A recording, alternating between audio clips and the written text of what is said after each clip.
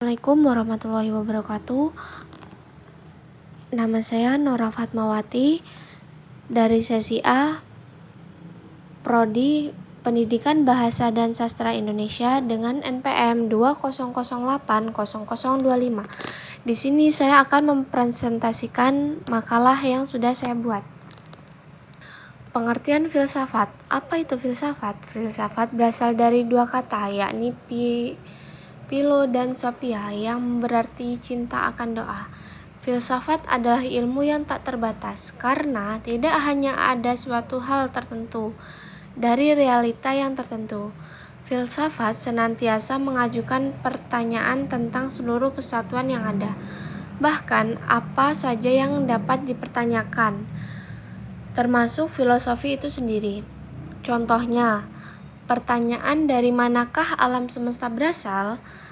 Filsafat memang abstrak, namun tidak berarti filosofi secara tidak bersangkutan dengan kehidupan sehari-hari.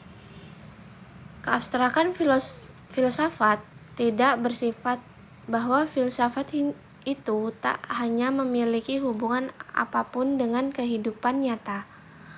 Filsafat dapat membantu manusia dengan pemahaman tentang apa itu arsitek dan elok dalam kearsitekturan, sehingga nilai keindahan diperoleh lewat pemahaman tersebut. Manfaat belajar filsafat. Secara umum, manfaat filosofi membantu kita memahami bahwa sesuatu tidak melalui tampak seperti apa adanya. Filsafat membantu kita memahami tentang diri kita sendiri dan dunia kita. Filsafat membuat kita lebih kritis.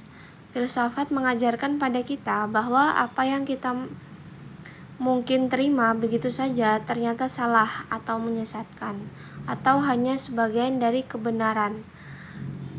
Filsafat mengembangkan kemampuan kita saling bertentangan yang baik dan yang buruk, menyampaikan pendapat secara jelas, melihat sesuatu melalui kacamata yang luas. Secara khusus, manfaat filosofi ilmu memberikan pengertian tentang cara hidup, dan pandangan dunia.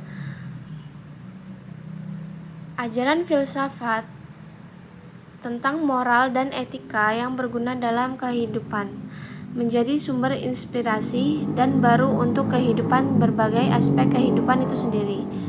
Filsafat bermanfaat untuk menjelaskan keberagaman manusia dalam mengembangkan ilmu pengetahuan dan teknologi yang merupakan alat untuk membuat hidup menjadi lebih baik. Dengan berpikir secara radikal atau berpikir sampai ke akar-akarnya, kita mengalami dan menyadari keberadaan kita. Filsafat ilmu memberikan nilai dan orientasi yang jelas bagi setiap disiplin ilmu. Filsafat ilmu memberikan petunjuk dengan metode pemikiran reflektif dan penelitian penalaran manusia. Yang ketiga, perbedaan antara pengetahuan biasa dan pengetahuan ilmiah. Pengetahuan bersifat ingin tahu. Melalui pengamatan terhadap lingkungan dan pengalaman berinteraksi dengan lingkungan, manusia mengkonstruksi pengetahuan knowledge dalam benaknya. Untuk memuaskan keinginannya, pengetahuan yang benar harus memenuhi kriteria kebenaran ilmiah. Surya Sumantri, 2010.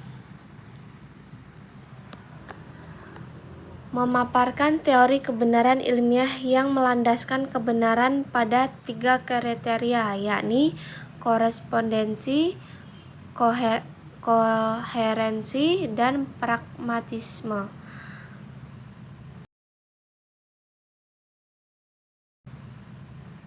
Sotrisno dan Hanafi, 2007. Memang ada jenis dua pengetahuan, yakni pengetahuan biasa dan pengetahuan ilmu atau ilmiah.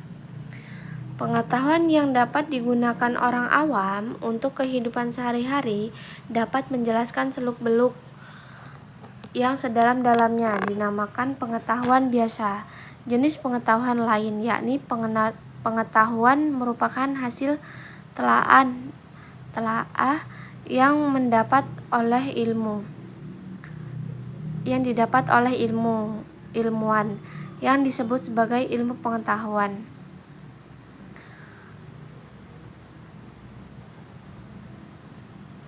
Ilmu pengetahuan bermakna menegaskan sifat ilmiah sekaligus membedakan dengan ilmu-ilmu lainnya yang tidak memenuhi kriteria keilmiahan pengetahuan penyusunan. Pengetahuan bersifat posterior, kesimpulannya ditarik setelah melakukan pengujian secara berulang-ulang, sedangkan filsafat bersifat priori, kesimpulannya ditarik tanpa pengujian sebab. Filsafat tidak mengharuskan adanya data empiris seperti yang dimiliki ilmu, karena filsafat bersifat spekulatif. Disampaikan adanya perbedaan antara ilmu dengan filsafat, ada sejumlah persamaan yang sama, yaitu sama-sama mencari kebenaran. Ilmu memiliki tugas melukis dan filsafat bertugas untuk menafsirkan kesemestaan aktivitas. Ilmu digerakkan oleh pertanyaan bagaimana menjawab pelukis fakta, sedangkan filsafat menjawab atas pertanyaan lanjutan bagaimana sesungguhnya fakta itu, dari mana awal dan akan kemana akhirnya. Sekian yang bisa saya sampaikan, kurang lebihnya saya mohon maaf. Saya akhiri, wassalamualaikum warahmatullahi wabarakatuh.